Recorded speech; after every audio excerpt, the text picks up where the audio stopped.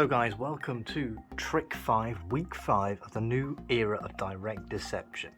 So, before we get into today's performance, I'd just like to ask you once again, please make sure to subscribe to the channel if you haven't already.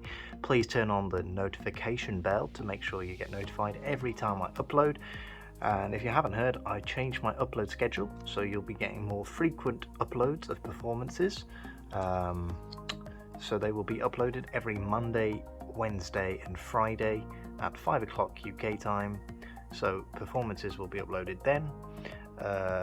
As well as that, if you want a Patreon where I teach you the tricks that I perform on this channel, please let me know down in the comments below. I'll make it $1 a month, and may have different tiers depending on the level of difficulty of the tricks.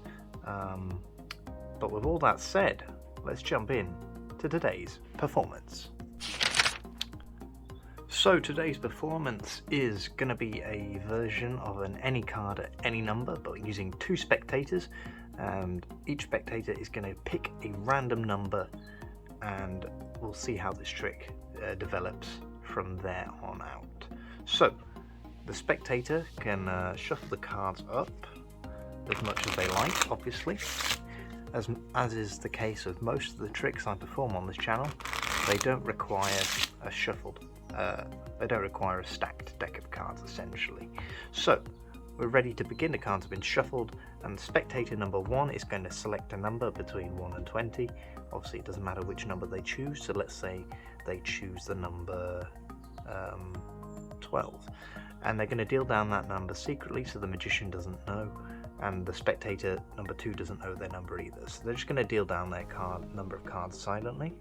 So that's 1, 2, 3, 4, 5, 6, 7, 8, 9, 10, 11, 12, and then they're going to place their joker in face up, just like that, and we'll close up the packet just like that. So their joker is lost somewhere in the deck. We're going to do the same thing with spectator number 2. They're going to think of a different number. They might think of the same number, but we won't know. So let's say in this case they choose the number 7, for example. So they'll deal down 7. So that's 1, 2, 3, 4, 5, 6, 7.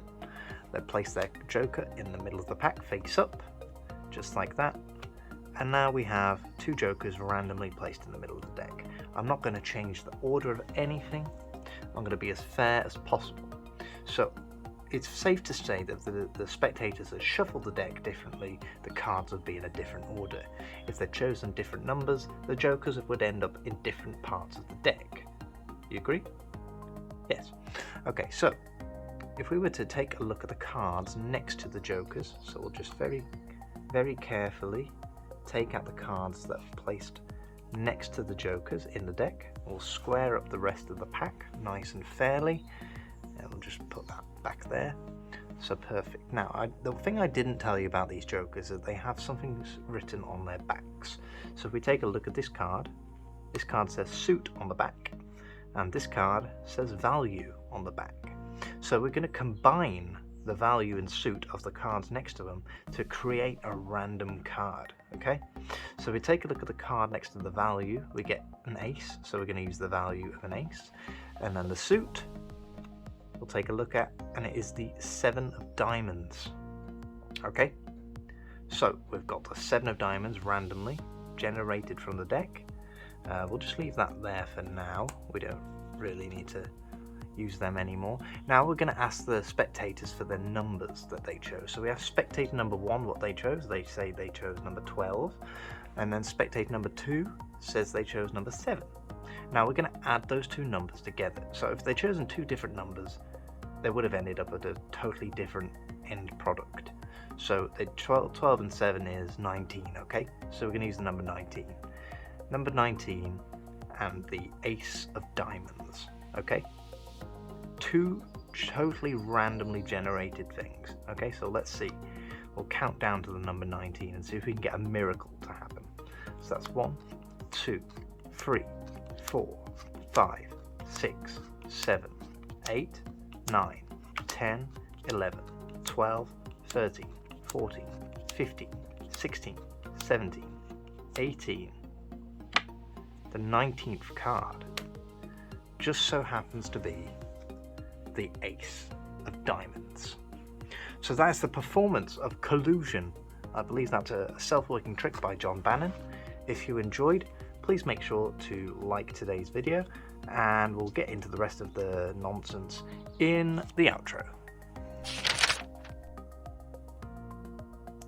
So guys, I hope you enjoyed that little performance of a trick. I think I've already said the title, but I'll say it again. It was called Collusion, and that's a trick by John Bannon. So if you'd like to know how that's done, you can either go and purchase the DVD off any magic sites. If you guys want, I can leave some links to magic shops down below in the description if you want to learn how these tricks are done.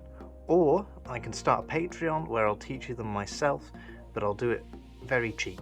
Okay, so let me know if you want a Patreon. I know I've already said this in the intro, but if that's what you guys want. I've seen a few comments below asking how to do the tricks for tutorials and stuff. I will only be able to do it on Patreon. Okay, so once you've liked and subscribed to the channel, turned on a notification bell, I guess there's nothing really else for me to say other than that. I'll see you in the next one. Goodbye.